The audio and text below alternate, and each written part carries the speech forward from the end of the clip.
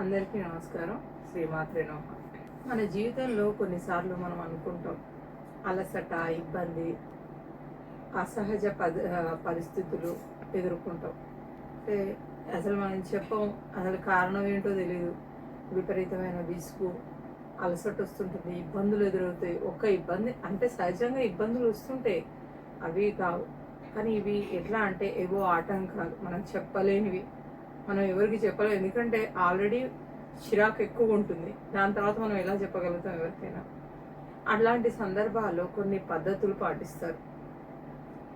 అంటే తప్పకుండా పాటించాలా? అవును, పాటించాలి. పాటిస్తే కానీ ఒక చిక్కు ముడిలాగా వదిలిపోతుంది అనమాట. అందులో ఒకటి తంత్రం. తంత్రం అంటే ఒక పద్ధతి. కొన్ని ప్రత్యేకమైన వస్తువులు, విధానాల ద్వారా పరిసరాల్లో ఉన్న ప్రభావాలను సమతుల్యం చేయడం. అంటే సమతుల్యం చేయడం అంటే ఏం చేస్తాం? ఇప్పుడు మామూలుగా కొంతమంది ఏమో తిప్పి కొట్టడం ఇవి చెప్తారు, అట్లా కాదు. దీని ఉద్దేశం ఏంటంటే సమతుల్యం చేయడం అంటే దాన్ని అక్కడ దాకా రానియకపోవడం. దాన్ని ఎప్పుడైనా శుద్ధి ఏదైనా ఏమవుతుంది? పంచభూతాల ద్వారానే అవుతుంది, మళ్ళీ అష్టదిక్పాలకుల ద్వారానే అవుతుంది, ప్రకృతి ద్వారానే అవుతుంది, దశ దిగ్బంధన ద్వారానే అవుతుంది. దాన్ని సమతుల్యం చేయడం అనమాట. అంటే వాళ్ళ సంగతి ఎవరు ఏం చేస్తున్నారో మనకు అది అనవసరం. కానీ మనము కరెక్ట్గా పవిత్రంగా ఆ ప్లేస్ని శుద్ధి చేస్తూ ఎప్పుడు స్థిరంగా ఉండడానికి, స్థిరత్వం అంటే అదే అనమాట. ఎప్పుడు ఒకటే విధంగా, అంటే ఆయురారోగ్య ఆనంద ఐశ్వర్యాలు కలుగుతూ ఉన్నన్ని రోజులు దాన్ని వాడుకుంటూ టైంని అట్లా దాన్ని సమతుల్యం చేయడం అనమాట. పరిసరాలను, ప్రభావాలను సమతుల్యం చేయడం.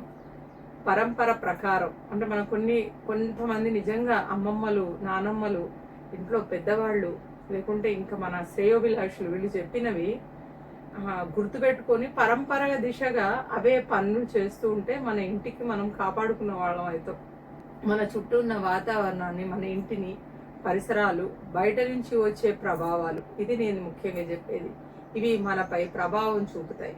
దీన్ని ఆపగలగాలి. వాటిని సమతుల్యం చేసుకోవడానికి కొన్ని పద్ధతులు పాటిస్తారు. దీన్ని మన ఊహ కాదు, ఇది ఊహ అని అనుకుంటారు అందరూ. కానీ పరంపరగా వచ్చినవి కూడా. ఇది ఎందుకు దీపారాధన చేస్తారు, ఇది ఇక్కడ ఎందుకు గుమ్మడికాయ కొడతారు, ఇక్కడ ఎందుకు ఇది చేస్తారు, అది ఒక పద్ధతి, విధానం.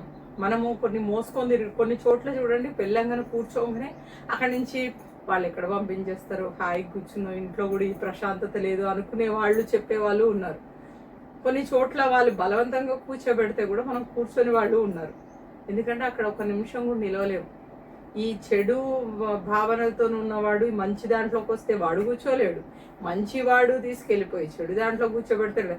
దీన్ని సమతుల్యం చేయడం అంటే ఎవరికి ఏం కావాలో అది దొరకడం, ఏ ఇంట్లో ఏ వాతావరణం ఉండాలో ఆ వాతావరణం ఉండడం అనమాట. కొన్ని సాధారణ పద్ధతులు పాటించడం ద్వారా మనకు మనమే, కుటుంబానికి రక్షణ భావం కలిగించిన వాళ్ళం అవుతాం. ఇదే పెద్ద తంత్రం. నిజం చెప్పాలంటే మనం ఏదో చేయడం కాదు, కొన్ని పద్ధతుల ద్వారా పరిసరాలను సమతుల్యం చేయడం.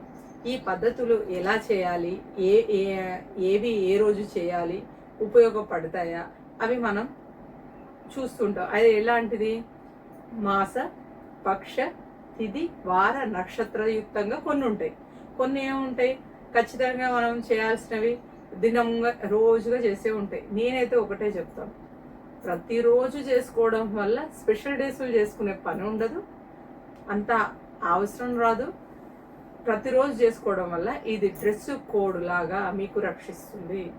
వీటిని నెమ్మదిగా చెప్పుకుంటూ పోదాం.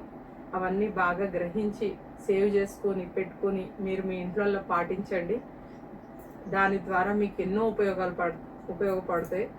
కొన్ని వారంలో తెలిసిపోతాయి, కొన్ని నెలలో తెలిసిపోతాయి, కొన్ని సంవత్సరాలు కూడా పట్టవచ్చు. అక్కడ ప్రభావాన్ని బట్టి పడుతుంది. కానీ ఖచ్చితంగా చేసుకోండి. శ్రీమాత్రే నమః.